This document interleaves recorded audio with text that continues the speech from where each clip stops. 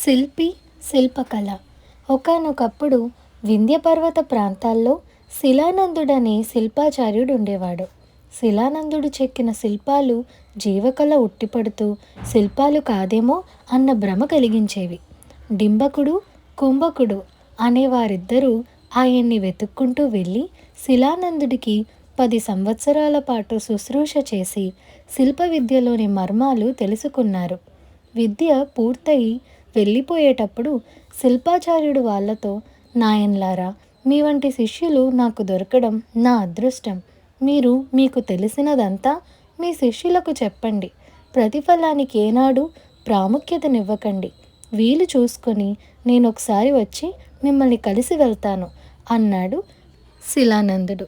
డింబకుడు తన గ్రామం చేరుకున్నాడు. అతనికి 5 ఎకరాల పొలం ఉంది. దానితో హాయిగా భుక్తి గడిచిపోతుంది. తను చెక్కే శిల్పాలకు ప్రేరణగా ఉంటుందని నాట్యశాస్త్రం తెలిసిన మీనాక్షి అనే అందమైన యువతిని డింబకుడు పెళ్ళాడాడు. అతను చెక్కే శిల్పాలు చూసి అందరూ మెచ్చుకునేవారు. ఎవరికైనా శిల్పాలు చెక్కాలంటే అందుకు డింబకుడు ప్రతిఫలం తీసుకునేవాడు కాదు. పైగా వాడి వద్ద లెక్కలేనంతమంది శిష్యులుగా చేరారు. డింబకుడికి ఊపిరి సలపనంత పని ఉన్నా విసుగుదల ఉండేది కాదు. ఊళ్ళోనూ చుట్టుపక్కల అతని పేరు మారుమోగిపోతూ ఉండేది. ఇలా కొద్ది సంవత్సరాలు గడిచాయి. ఒక రోజున ఆ దేశపు రాజు ఒక చాటింపు వేయించాడు.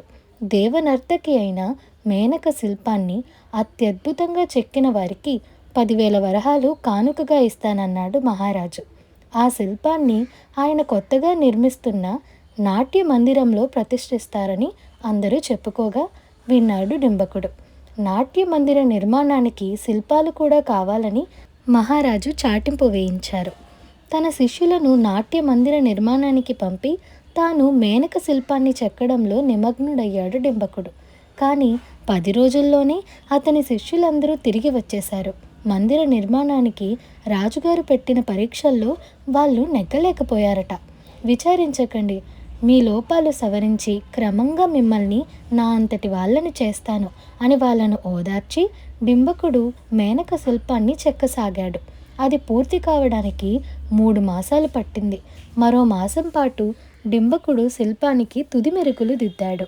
ఈలోగా రాజధానిలో నాట్యమందిరం కూడా సిద్ధం కానున్నదని అతనికి తెలియవచ్చింది. వెంటనే శిల్పాన్ని తీసుకుని ఎడ్ల బండిలో రాజధానికి ప్రయాణమయ్యాడు. 2 రోజులు ప్రయాణం చేశాక బండి కుంభకుడుండే గ్రామం చేరుకున్నది. అది పెద్ద గ్రామం. కుంభకుణ్ణి గురించి వెంటనే ఎవరూ చెప్పలేకపోయారు.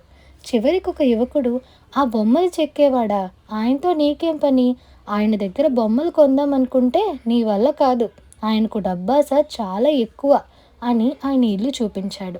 కుంభకుడు ఇల్లు చూడ్డానికి సామాన్యంగా ఉన్నది, కానీ అతను బాగా డబ్బు సంపాదిస్తున్నాడు.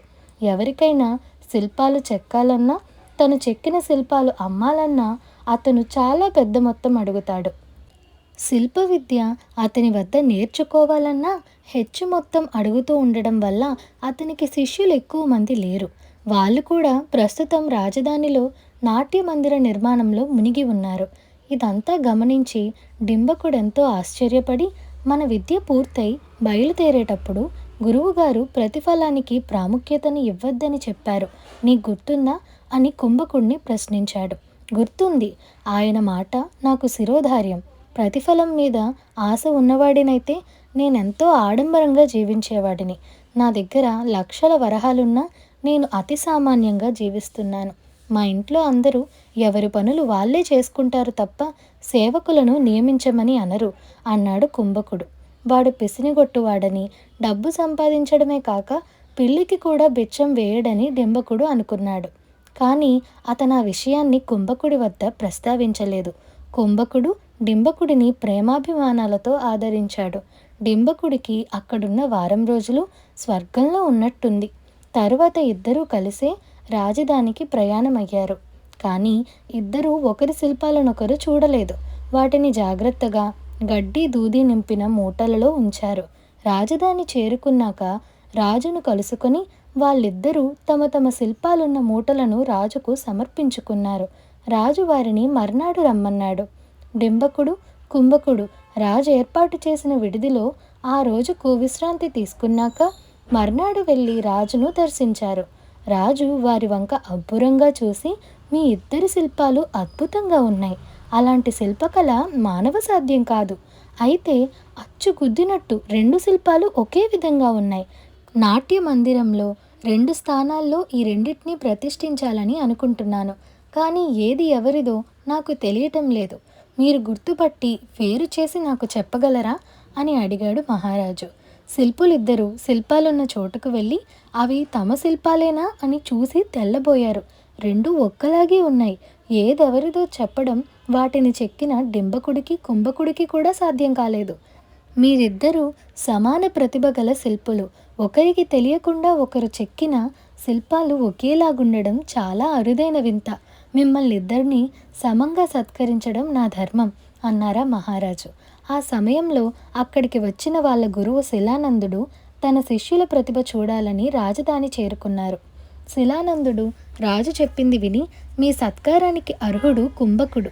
డింబకుడి స్థానం ఆ తర్వాతదే. వాళ్ళిద్దరూ నా శిష్యులే, నా మాట కాదనరు అంటూ తన అభిప్రాయం చెప్పాడు.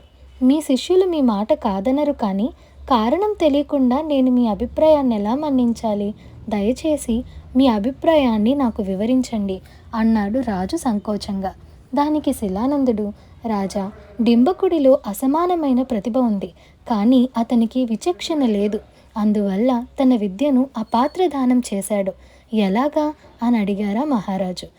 దానికి గురువు శిలానందుడు, ఎలా అంటారేమిటి మహారాజా? అర్హత అనర్హతలు చూడకుండా అడ్డమైన వారికి శిల్పాలు చెక్కి శిల్పకళకు అపచారం చేశాడు. ఇక అతని వద్ద గుంపు ప్రమాణంలో ఉన్న శిష్యుల గురించి మీరు తెలుసుకునే ఉండుంటారు.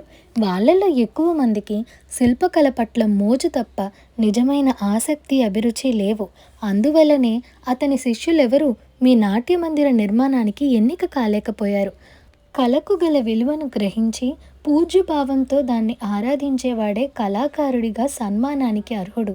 పొగడ్త అనే ప్రతిఫలాన్ని ఆశించి అనర్హుల కోసం తమ సమయాన్ని, కళను దుర్వినియోగం చేసే డింబకుడి లాంటి వాళ్ళకంటే అనర్హులను, అపాత్రులను వడపోయడానికి మాత్రమే డబ్బు తీసుకునే కుంభకుడు సన్మానానికి తగినవాడు.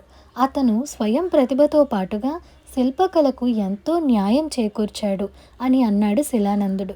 రాజు శిలానందుడు చెప్పినట్లే కుంభకుడికి ఘనంగా సన్మానం చేశాడు. డింబకుడు అందుకు చిన్నబుచ్చుకోలేదు సరికదా, తన లోపాలేమిటో, మిత్రుడి గొప్పతనం ఏమిటో గ్రహించి తృప్తి చెందాడు. ఆ తర్వాత అతను కూడా తన పద్ధతులు మార్చుకొని గొప్ప శిల్పిగా రాణించాడు. ఇదండి ఇవాల్టి కథ. ఈ కథ మీకు ఎలా అనిపించిందో మాకు కామెంట్ సెక్షన్లో చెప్పండి. అలాగే మీకు ఈ వీడియో నచ్చినట్లయితే like, share, subscribe to Priya stories Telugu. Thank you for watching.